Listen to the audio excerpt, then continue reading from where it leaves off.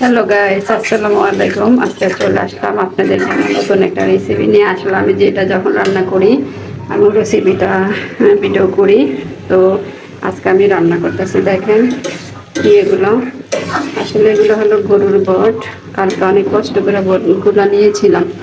গরুর বট খাইতে অনেক মজা, কিন্তু বাট হলো কষ্ট হয় আর কি নিতে। তো আমি জীবনও নেইনি, যেহেতু আমি একটা ভাগা দিয়েছিলাম গরু, তাই ওখান থেকে আমি এটা পাইছিলাম যতটুকু। আরেকটু আছে, এটা আমি রেখে দিছি, এটা আরেকদিন। তো আজকে তাই আপনাদের মাঝে এটা নিয়ে আসলাম যে এই রেসিপিটা কে কে পছন্দ করে।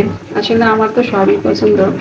আমি যা পাই, যেটাই আমার মানে এখন আমি সবই পছন্দ করি। আগে হয়তো মা যখন ছিল হয়তো এত কিছু পছন্দ করতাম না, বুঝতাম না, তাই আর কি একটা দিয়ে খাইতাম।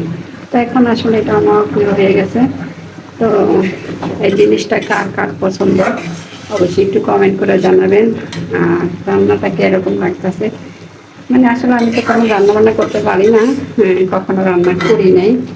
আসলে এই হয়তো কয়েকদিন ধরে রান্না করতেছি, তাই রেসিপিগুলো বানাচ্ছি। আগে তো ভাই ছিল, ভাইয়ের বউ ছিল, ওরা রান্না বান্না করছে। তো এখন আমি নিজে একা একা খাই, তো তাই এখন যেটাই আমি রান্না করি ওইটার একটু ভিডিও বানাই দিই।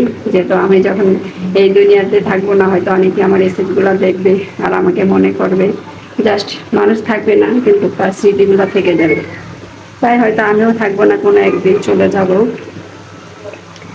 তো সবাই চলে যাবো আমরা। আসলে এই পৃথিবীতে 2 দিনের জন্য এসেছি। 2 দিনের জন্য এসে আমরা অনেক বাহাদুরি দেখাই, ঠিক আছে। যদি আমাদের আজীবন থাকতাম তাহলে তো মনে হয় কি হতো সেটা তো আল্লাহ ছাড়া আর কেউ জানে না। তাই হয়তো আল্লাহ এরকম একটা ইয়া করছে যে মানুষ একসময় মৃত্যু গ্রহণ করতেই হবে। মৃত্যুর স্বাদ সবারই নিতে হবে, আজ আপনি কাল আমি। এই যে আমাদের বাবা মা চলে গেছে, 2 দিন পর হয়তো আমরাও চলে যাব। শুধু থাকবে আমাদের এই স্মৃতিগুলো। স্মৃতি ছাড়া আর কিছুই থাকবে না। হয়তো আমি থাকবো না, আমার স্মৃতি থাকবে। সে থাকবে না, তার জন্য আমার বাবা মা নাই, তার স্মৃতি আমরা। হয়তো আমাদের স্মৃতি থাকবে কিনা জানি না। তো রান্নাটা কেমন লাগতেছে অবশ্যই কমেন্ট করে জানাবেন। আর ভালো লাগলে অবশ্যই শেয়ার করে দেবেন। আজ এই পর্যন্ত, আবার দেখা হবে অন্য কোনো রেসিপি নিয়ে। আল্লাহ হাফেজ।